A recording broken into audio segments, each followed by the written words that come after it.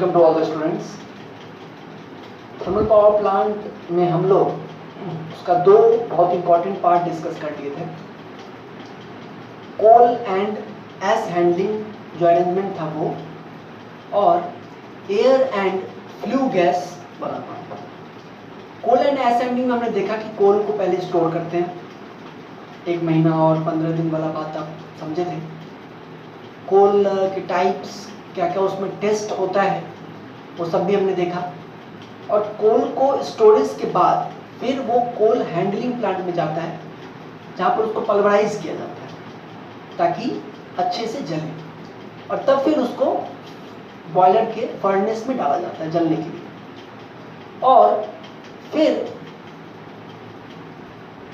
वो एस में जो कन्वर्ट होता है वो भी फिर बाहर निकाला जाता है, फिर स्टोर होता है, फिर वो बिकता है। Air and flue gas circuit में हमने देखा कि बॉयलर में कंबशन के लिए एयर हम लोग एटमॉस्फेयर से लेते हैं एफडी फैन की मदद से, और वो एयर जो आता है उसको पहले हम लोग हीट करते हैं एयर प्री हीटर में फ्लू गैस की मदद से। फिर वो हॉट एयर जाता है बॉयलर में कंबशन के लिए, और बॉयलर में वो गया एयर, उसने कंबशन में हेल्प किया, और कोयला जो जला उससे जो गैसेस निकली उनको कहा जाता है फ्लू गैस।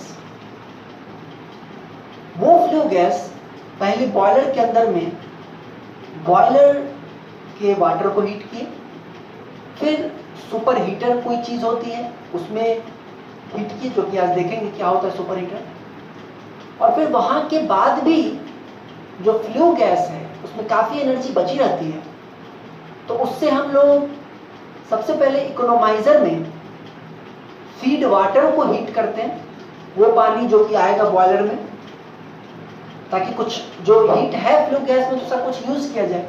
तो इकोनोमाइजर में वाटर को हीट किया जाता है, और फिर उसी फ्लू गैस से एयर प्रीहीटर में हम लोग इनकमिंग एयर को हीट करते हैं, और फिर तब वो फ्लू गैस चिमनी के थ्रू ऊपर चला जाता है by the help of ID fan. ठीक है ना, यहाँ तक हम लोग देखे थे। अब आज हम लोग एक और बहुत इंपॉर्टेंट पार्ट देखेंगे थर्मल पावर प्लांट का, जो कि है boiler and steam circuit. Boiler and steam circuit, boiler में क्या होता है और स्टीम का फ्लो कैसा होता है। तो अगर आप देखें तो बॉयलर में एक्चुअली देखिए जो सुपर हीटर है वो बॉयलर का ही पार्ट है ना, सुपर हीटर बॉयलर का ही पार्ट है, लेकिन हम इसको अलग दिखाए हैं क्योंकि यहाँ पे बॉयलर में जो पार्ट होता है बॉयलर ड्रम जिसको कहते हैं, उसमें वेट स्टीम डेवलप होता है। वेट स्टीम मतलब भीगा हुआ स्टीम। मतलब जब आप केटली में या किसी चीज में पानी गर्म करें तो भाप निकलता है, उस भाप के ऊपर अगर आप हाथ रखें ऊपर में तो थोड़ी देर में आपके हाथ पे वो कंडेंस होकर पानी बन जाएगा, दैट इज वेट स्टीम। जो ड्राई स्टीम होता है, वेट स्टीम को और ज्यादा हीट करें तब जो हीट मिलता है वो होता है ड्राई, तो तब जो स्टीम मिलता है वो होता है ड्राई स्टीम। वो आपको कंडेंस जल्दी नहीं होगा। बात ये है कि अगर आप वेट स्टीम को टरबाइन पे भेजेंगे, क्योंकि आप देखिए स्टीम जाके टरबाइन को हीट करेगा फिर वो घूमेगा, तो वेट स्टीम को अगर हम टरबाइन पे भेजेंगे तो टरबाइन के ब्लेड्स पर वो कंडेंस होगा और वहां पे कोरोजन करेगा, जंग लगाएगा। इसलिए जो वेट स्टीम है उसको पहले और हीट करके ड्राई स्टीम में कन्वर्ट करना होता है, जो कि होता है सुपर हीटर में। ठीक है, इसलिए हम बॉयलर और सुपर हीटर को अलग अलग दिखाएं, हालांकि सुपर हीटर बॉयलर के अंदर ही होता है, वो हम लोग अभी देखेंगे। तो सुपर हीटर से जो स्टीम निकलेगा वो होगा ड्राई स्टीम, और वो एक वॉल्व के थ्रू जाएगा टरबाइन में। वॉल्व क्या है? वॉल्व सिंपल नल है। जैसे आप नल को जितना ज़्यादा खोलते हैं उतना ज़्यादा पानी का फोर्स आता है ना, उसी तरह से वॉल्व जितना ज़्यादा खुला रहेगा उतना ज़्यादा स्टीम का फोर्स मिलेगा टरबाइन को। और ये वॉल्व कितना खुला रहेगा कितना बंद रहेगा ये डिपेंड करता है लोड पर, और इसको आप नहीं करते हैं, ये ऑटोमेटिकली एक टरबाइन गवर्नर सिस्टम होता है, उससे लोड के हिसाब से ये ऑटोमेटिकली गवर्न होता है। लोड बढ़ेगा तो ऑटोमेटिकली ये ज़्यादा खुल के टरबाइन पे ज़्यादा फोर्स लगेगा, लोड घटेगा तो ऑटोमेटिकली ये बंद होकर के कम फोर्स देगा। तो ये मेन वाल्व और उसके बाद टरबाइन। तो आज ये जो 4 चीजें हैं इनको देखेंगे हम लोग बॉयलर एंड स्टीम सर्किट में। ठीक है, ये स्टीम का फ्लो आपको बताना है कि कैसे कैसे है। इसके बाद भी होता है स्टीम, कंडेंसर में जाता है, फिर वो सब लेकिन अगले सेक्शन में। आइए इसमें सबसे पहले देखते हैं बॉयलर। बॉयलर के 2 टाइप होते हैं। बॉयलर वो पार्ट है जहां पे आप कहिए तो 3 चीजें होती हैं। बॉयलर का जो सबसे पहला पार्ट है जिसको कहते हैं फर्नेस, भट्टी, वहां पे हम लोग कोयला जलाते हैं और उससे हीट जनरेट होता है। बॉयलर का जो सेकेंड पार्ट है उसमें पानी उस हीट को लेकर के गर्म होता है और वेट स्टीम में कन्वर्ट होता है। 2 पार्ट। तीसरा पार्ट जिसमें कि वो वेट स्टीम ड्राई स्टीम में कन्वर्ट होता है और तब वो फिर आगे टरबाइन में कन्वर्ट होता है। तो बॉयलर के अंदर में 3 चीज होते हैं। सबसे पहले फर्नेस में कोल बर्न होगा और फ्लू गैसेस निकलेंगे। सेकेंड पार्ट जिसमें कि वाटर उन फ्लू गैसेस को लेकर के स्टीम बनाएगा और थर्ड जिसमें कि उस वेट स्टीम को ड्राई स्टीम में कन्वर्ट किया जाए। ठीक है, तो देखिए बॉयलर के जनरली 2 टाइप हैं। एक कहलाता है फायर ट्यूब बॉयलर और एक कहलाता है water tube boiler. Fire tube boiler पहले यूज होता था लेकिन अब ये बॉयलर यूज में नहीं है। अब हर जगह यूज होता है वाटर ट्यूब बॉयलर। लेकिन आप समझ लीजिए कि फायर ट्यूब बॉयलर था क्या। देखिए फिगर से आपको दिख रहा है, यहाँ नीचे ये वाला जो पार्ट है ये फर्नेस है, ये कोल है, ये एस है और ये वाला जो पार्ट है ये फर्नेस है। यहाँ पे ये कोयला जला और यहाँ से एक ट्यूब है, एक पाइप टाइप का ट्यूब है और जो भी यहाँ से हीट निकला, जो भी यहाँ से गैसेस निकले वो सब इसी पाइप में है। ये देखने में छोटा है, ये एक रूम से भी बड़ा, एक बिल्डिंग से भी बड़ा वो कंटेनर होता है बॉयलर का जो होता है। और उसमें ये जो फायर ट्यूब है कई राउंड ऐसे गोल गोल घूमेगा। ठीक है, और इसमें पाइप में आता है हीट और चारों तरफ पानी रहता है, चारों तरफ वाटर। तो क्या होता है कि जब चारों तरफ पानी है और उसके बीच से पाइप के थ्रू वो पाइप जा रहा है जिसमें कि हीट है, गैसेस है ना, फायर है, आग है, तो उसके संपर्क में जब पानी आता है तो पानी गर्म हो जाता है और गर्म होकर के स्टीम में कन्वर्ट होता है और स्टीम यहाँ ऊपर में जो यानी कि वेट स्टीम यहाँ पे जमा होता है और फिर यहाँ से फिर ये पाइप के थ्रू सुपर हीटर में जाता है और सुपर हीटर में फिर, और ये जो ट्यूब है इससे भी जो हीट निकला वो भी आगे जाकर सुपर हीटर को हीट करेगा। तो ये चूंकि वर्किंग में है नहीं इसलिए इसको हम लोग ज़्यादा ये भी नहीं पढ़ते भी नहीं हैं और ना ही इसको हम लोग लिखते उठते हैं नहीं, लेकिन जस्ट आपको एक जानकारी के लिए हम ये बता दें फायर ट्यूब बॉयलर। लेकिन जो मेन जो अभी के समय में जो यूज हो रहा है बॉयलर वो है वाटर ट्यूब बॉयलर। आइए उसका कंस्ट्रक्शन और वर्किंग देखते हैं। देखिए ये जो आप फिगर देख रहे हैं ये है वाटर ट्यूब बॉयलर का फिगर, ठीक है ना। इसमें बेस में तो वही है, कोल है, ऐसे। देखिए फायर ट्यूब बॉयलर में ट्यूब में फायर होता था और वो बहुत खतरनाक था क्योंकि एक्सप्लोजन वगैरह होने का चांस था, अच्छे से पानी की भी बर्निंग नहीं होती थी, स्टीम में कन्वर्जन। लेकिन ये बड़ा अच्छा है, ये वाटर ट्यूब बॉयलर है, मतलब यहाँ पर ट्यूब में वाटर होगा या स्टीम होगा इस तरह से। तो नीचे में एक फर्नेस है कोयला और ये का, और उसके बाद इसमें क्या होता है, जो बड़ा सा स्पेस है बॉयलर का, उसमें कई सारे बॉयलर ड्रम्स होते हैं। बॉयलर ड्रम की चाहे वाटर ड्रम की जो भी कही, बड़े बड़े सिलिंड्रिकल शेप के वाटर ड्रम्स होते हैं, बॉयलर ड्रम्स। और इनमें लगभग 3/4 हाइट तक पानी रहता है जो कि इकोनोमाइजर से आता है। और हर एक बॉयलर ड्रम आपस में कनेक्टेड होता है वाटर ट्यूब से। वाटर ट्यूब जो है इनमें पानी ही फ्लो करता है और ये इनमें पानी के लेवल को मेंटेन रखता है, किसी में कमेगा तो किसी से जाकर के वो मेंटेन रहे। तो वाटर ट्यूब जिसका थिकनेस मतलब डाया कहिए 25 से 100 mm तक का होता है, वो हर एक बॉयलर ड्रम को आपस में कनेक्ट करता है। 3/4 हाइट तक पानी रहता है और इस हीट को लेकर के वो पानी स्टीम में कन्वर्ट होता है, जो कि 1/4 में स्टीम आपका जमा होगा, प्रेशराइज होगा। और वो जो डायरेक्ट वाटर से जो स्टीम बन रहा है वो है वेट स्टीम। उसको हम लोग डायरेक्टली नहीं भेज सकते हैं टरबाइन पर, टरबाइन की रस्टिंग के कारण। तो उसको क्या किया जाता है, यहाँ से देखिए, यहाँ से जो स्टीम निकलेगा वो एक और पतले पाइप में, जो सुपर हीटर का जो पाइप है जो आप ये देख रहे हैं, इसका होता है 25 से 64 mm, बहुत कम थिकनेस है, ताकि एक प्रेशर बने, स्टीम का प्रेशर बने। ज़्यादा स्टीम है, पतले जगह से जाना तो प्रेशर तो बनेगा ही। जैसे आपका कोई भी चीज़ लीजिए, अगर पतले जगह से जाना है उसको तो प्रेशर बनना है उसको। आप नल में ही प्रेशर के लिए क्या करते हैं, छोटा टोटी वाला पाइप लगा देते हैं तो प्रेशर बढ़ जाता है, चाहे से दाबते हैं तो प्रेशर पानी का बढ़ता है।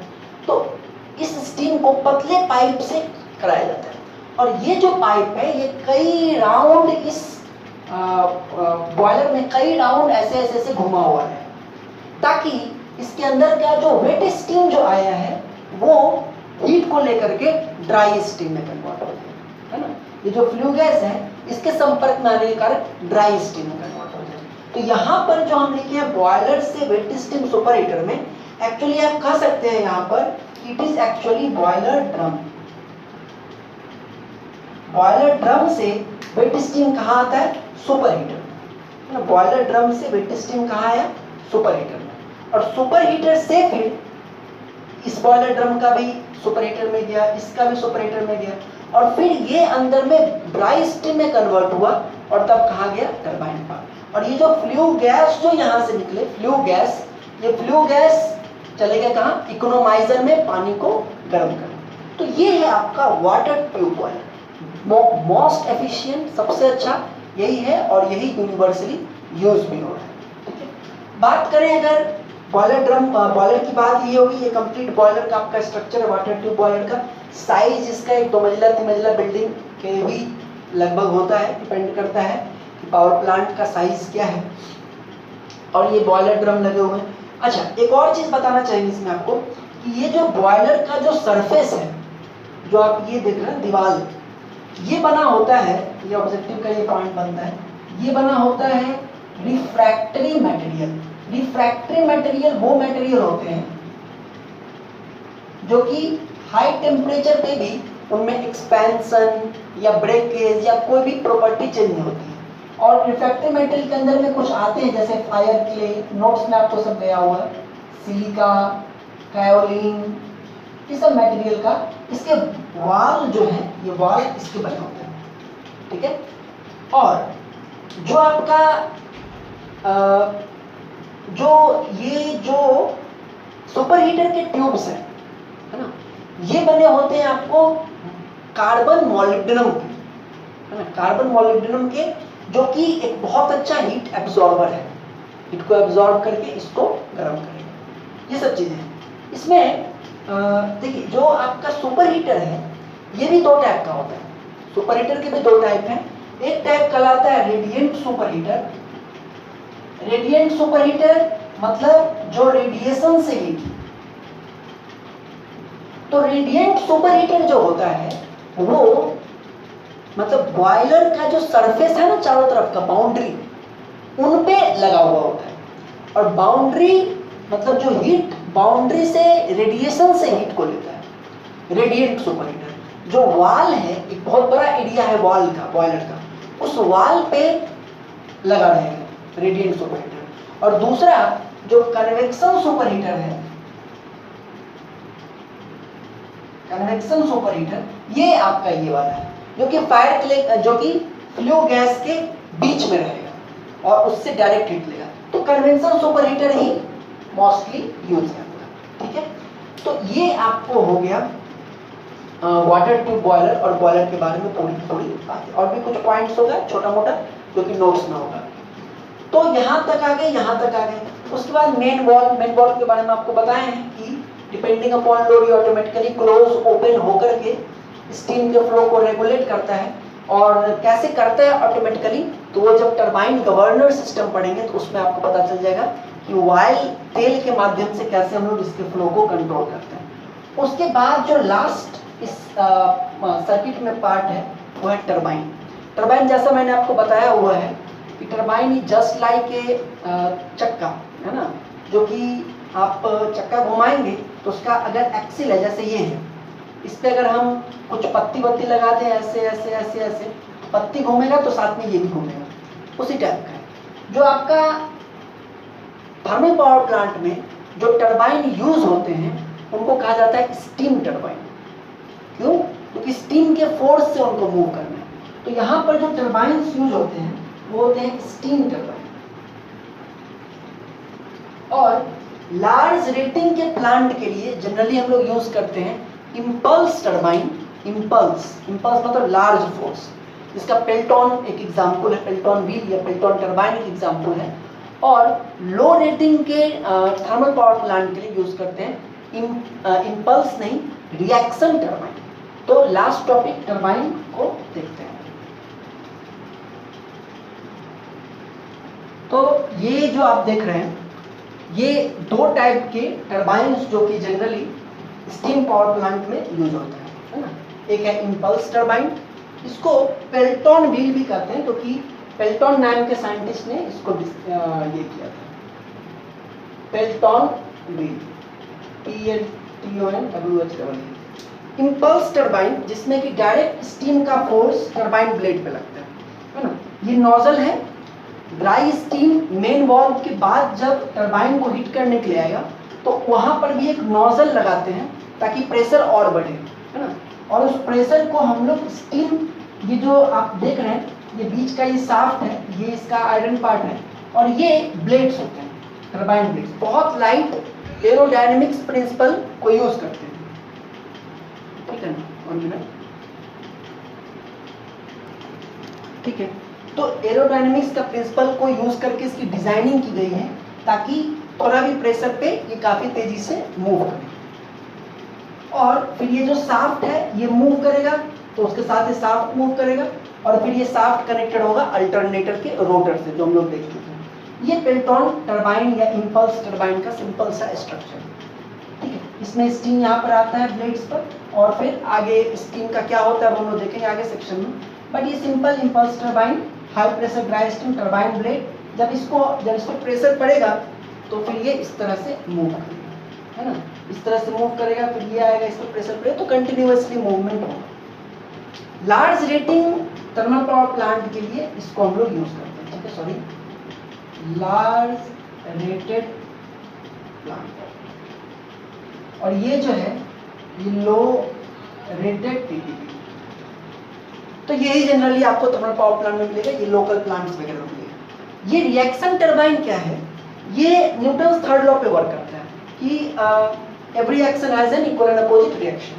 इसमें क्या है देखिए, यहाँ पे दो नोजल है, एक नोजल इधर है, एक नोजल इधर है। यहाँ पे एक ही नोजल था, यहाँ पे दो नोजल, दो से ज्यादा भी हो सकते हैं, चार भी हो सकते हैं। तो होता क्या है कि इन दोनों नोजल को हम वो फिगर में नहीं दिखा सकते क्योंकि 3 डायमेंशनल है, लेकिन आप समझिए कि पीछे जो हमारा बॉयलर से, जो सुपर हीटर से जो पाइप निकला वो यहाँ पीछे आया और पीछे आकर के इसने दोनों ही नोजल को स्टीम ट्रांसफर किया। जैसे पीछे आया और वहां से स्टीम निकला और इन दोनों ही नोजल में गया, एक ऊपर और एक नीचे। और इन दोनों नोजल से जब वो हाई प्रेशर स्टीम बाहर निकलेगा इस पर एक फोर्स लगाएगा पीछे। जब इससे बाहर, जैसे कि बंदूक चलाते हैं, गोली बाहर निकलती झटका लगता है पीछे, कंधा पे रख के चलाते हैं झटका लगता है पीछे। उसी तरह से जब स्टीम बाहर की तरफ जाएगा इस पर एक फोर्स लगेगा पीछे की तरफ। सिमिलरली नीचे वाले नोजल से जब इधर जाएगा तो इस पर झटका लगेगा इधर, तो इस पे इधर झटका लग रहा है, इस पे इधर झटका लग रहा है, तो रिजल्टेंट मूवमेंट इसका आ जाएगा, है ना। इससे इधर निकल रहा है इधर फोर्स, इससे इधर निकला इधर फोर्स, तो रिजल्टेंट मूवमेंट आ जाएगा। तो टू नोजल के भी सिस्टम्स होते हैं और 4 नोजल्स के भी सिस्टम्स होते हैं, कुछ इस तरह से, इधर से निकले इधर से निकले। तो इस तरह का कॉम्बिनेशन करके ये जो टरबाइन है ये रिएक्शन टरबाइन लो रेटेड प्लांट्स में यूज होता है। स्टीम जो आया पीछे से वो ऊपर नीचे 2 नोजल में या 4 नोजल में डिस्ट्रीब्यूट हुआ। नोजल से जब बाहर निकला स्टीम तो उसके रिएक्शन फोर्स के कारण मूव किया। तो एक्चुअली रिएक्शन टरबाइन में जो नोजल है वही टरबाइन ब्लेड है। जैसे इसमें टरबाइन ब्लेड तो अलग है, लेकिन इसमें रिएक्शन टरबाइन में जो नोजल है that is the turbine blade, ठीक है। तो ये निकलता है, ये मूव करता है, फिर अल्टरनेटर को मूव करता है, एक बात आपको पता है। तो ये हो गया आपको टर्बाइन्स का बाद जो आपको अभी इसमें पढ़ना है। अब लास्ट जो इसका सेक्शन है वो है feed water and condenser circuit, जो लास्ट है, तो उसको हम लोग अगले क्लास में पढ़ेंगे। और उसके बाद अल्टरनेटर है और कुछ सिंपल न्यूमेरिकल्स देखेंगे टीपीपी का, और उसके साथ टीपीपी को अगले क्लास में हम लोग खत्म करेंगे। ठीक है, thank you very much, best of luck.